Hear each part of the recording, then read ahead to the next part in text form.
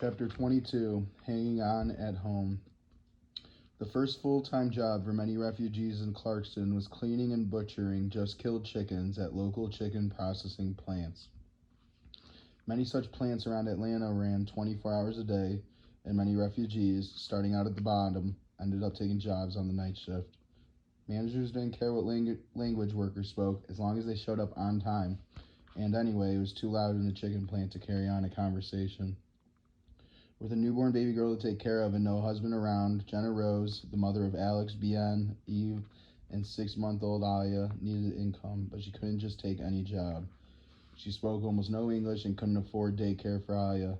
There was one obvious option, a night shift job at a chicken processing plant. Plants were always looking for new workers, so Jenna Rose had no problem finding a plant with an opening. Her shift ran from late afternoon to 2 in the morning with the commute. She would just get home just after 3 a.m. in time for a few hours of sleep before the boys woke up for school. The idea of leaving one's family at home and driving an hour to work at a factory to get paid by the hour struck Jenna Rose as a weird quirk of American society. Far worse than the actual work was the idea of being so far away from her children. Her boys, 15, 13, and 7, were at home alone with an infant. Taking care of Alia in the evenings fell mostly to Alex, the quiet defender for the under-15 Fugees, who would hurry home after soccer practice in time for Jenna Rose to leave for work. He fed Alia in the early evening, warming milk in the microwave and stirring in powdered baby food, which he would then spoon into her mouth as he held her on his lap. After Alia was fed, Alex would turn his efforts to making dinner for his brothers, while Bien and I watched television or did their homework. After dinner, Alex cleaned the kitchen, scrubbing the pans and wiping down the counters and stovetop with the same gray and cotton rag. Alia was a beautiful child with long, thin fingers and perfectly formed little lips. She rarely cried. She could sit for an hour or more in her walker without so much as a peep, gazing calmly at her brothers or at guests with her giant brown eyes. Alia seemed to understand that she was loved and safe. After all, she had a team taking care of her. She spent much of her day sleeping in a conga on her mother's back as Jenna Rose worked in the apartment, cleaning or cooking.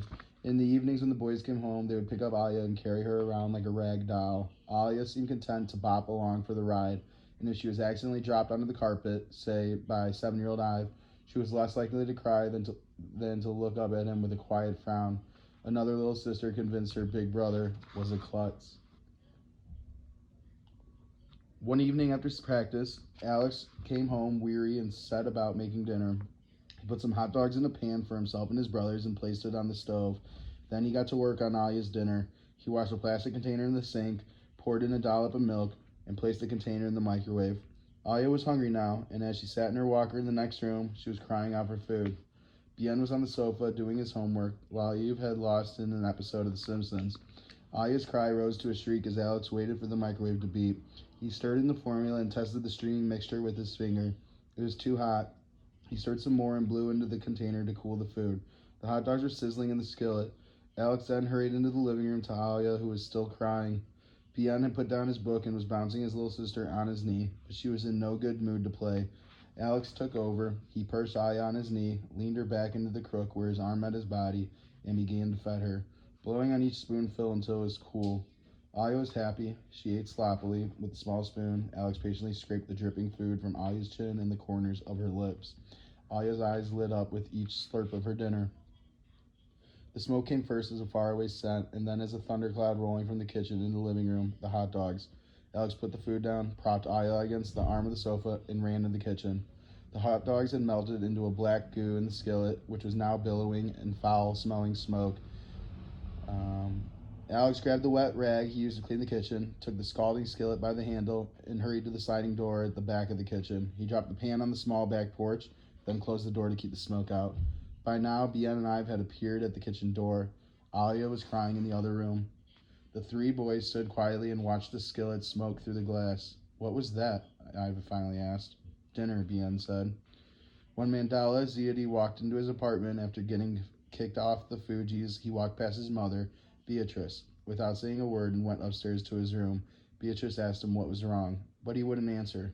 It took a few days for Beatrice to learn what had happened, which came when Mandela announced he wouldn't be going to practice. "Why you can't go to practice?" Beatrice asked him. "Mandela quit from the team," Jeremiah told her. "Jeremiah, shut up your mouth," Mandela said. Beatrice was worried for Mandela. Without soccer, he would be free in the afternoons and evenings to roam around Clarkston to get in trouble.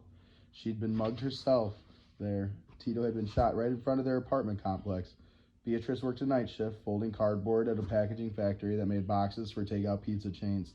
While she was at work, Mandela would be free to do as he pleased. He ain't got nothing to do, Beatrice said. A few days later, Beatrice overheard Mandela talking to his younger brother.